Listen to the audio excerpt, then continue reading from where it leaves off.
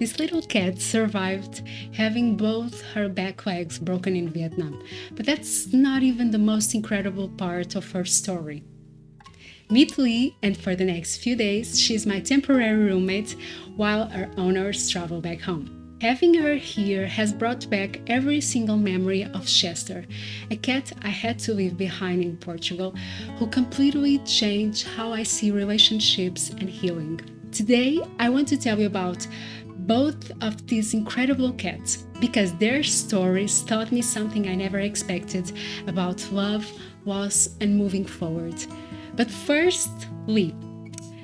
I need to tell you how Lee ended up here because this tiny survivor has lessons that will blow your mind. Now, Lee is playful, confident, claiming every corner of this apartment like she owns it. But you'd never guess that just months ago, Lee was found with both back legs broken on the streets of Vietnam. My friends adopted her, and honestly, most people would have assumed there was no hope.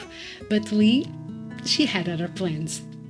And watching her navigate new spaces with such ease, you realize that resilience is about maintaining your ability to trust and to adapt.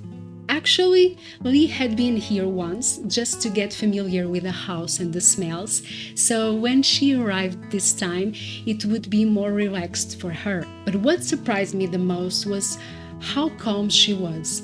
Most cats, when you remove them from their familiar environment, they became stressed, hiding, taking days to adjust.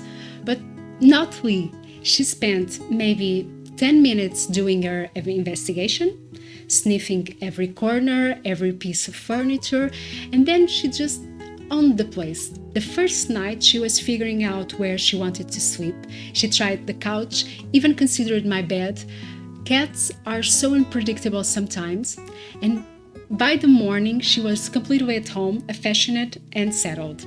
And that brings me to Chester, because watching Lee reminds me of everything Chester taught me about resilience, presence, and the kind of love that doesn't need words. Chester wasn't technically my cat. He belonged to my housemate in Lisbon, but anyone who's lived with cats know they don't really belong to anyone. They choose their people.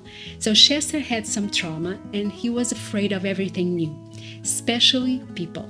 He wasn't used to being around anyone besides his owner, and when he moved in and saw me, he would disappear the moment he heard my footsteps. So I had to develop this daily ritual. Every day when I came home from work, I would go to his room and just trying to give him a little pet without him running away.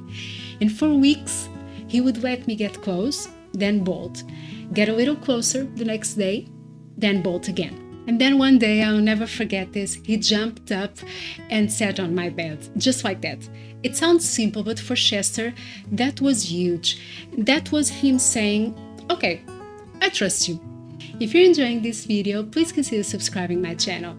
Give it a thumbs up and share it with friends or family. Now, let's get back to the video. So every morning before I left for work, I had this ritual. I would prepare Chester's space, making sure he had the perfect spot to catch the morning sunlight in my room. I had a regular meditation practice and I played Tibetan singing bowls and other meditation instruments. One day Chester was nearby when I started playing, and this fearful cat who ran from everything just relaxed. He would settle into this deep, peaceful state, completely calm, despite being naturally anxious.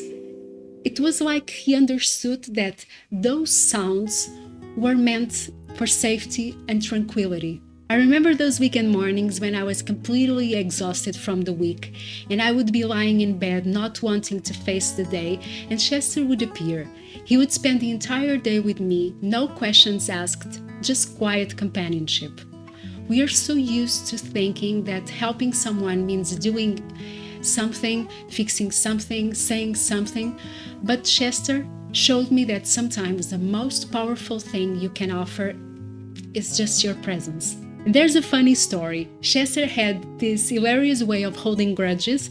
Whenever his owner took him to the vet, he would be so offended that he would come sleep in my room that night. Like, he was saying, I'm mad at her, so I'm staying with you. It was the sweetest form of protest that I've ever seen. We developed this understanding that didn't need words.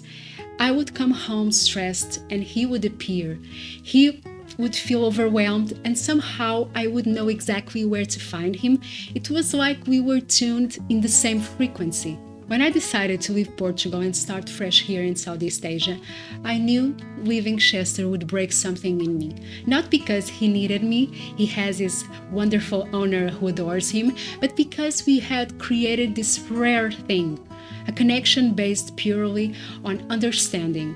The morning I left, I found him on his favorite blanket. I sat down next to him, and for the first time, I really let myself feel what I was giving up. I hugged him, and it felt like he was saying, "It's okay to go. What we had travels with you."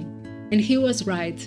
Even now, months later, when I see sunlight pulling on furniture, I think of Chester.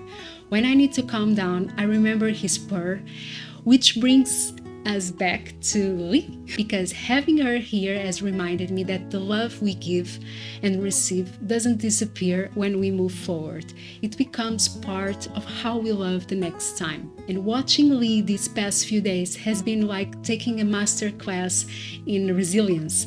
This cat arrived in a new home with new people that speak a different language, and within hours she mapped out her territory, claimed her favorite spots, and established her routines.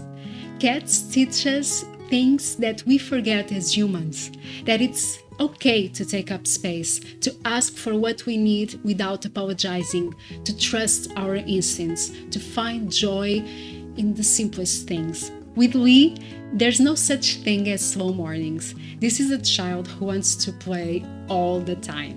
But we have this ritual in the morning. While I make my breakfast, she rubs against my legs, purring. And when I'm done, she goes to play, of course, and she discovered that her favorite toy is a paper raffle ticket.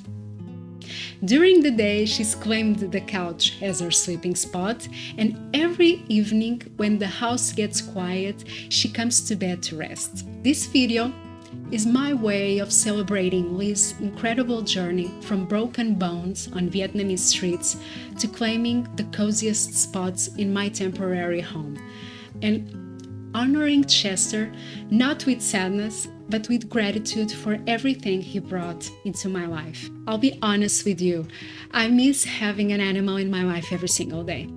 But right now, with the constant travel and not knowing where I will settle permanently, I cannot commit to caring for a pet the way they deserve. So having Lee here these few days, it's like getting to satisfy that longing temporarily.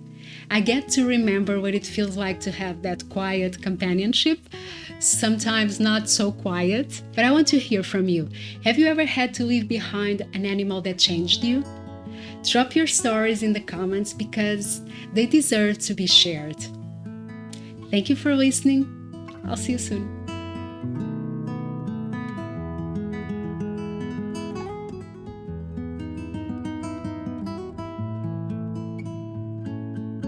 I would prepare Chester's space, your name, and I would be lying on. When you remove them from their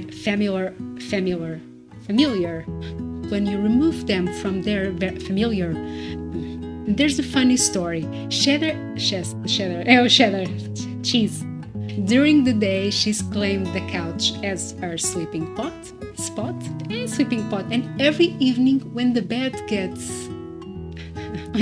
gets quiet,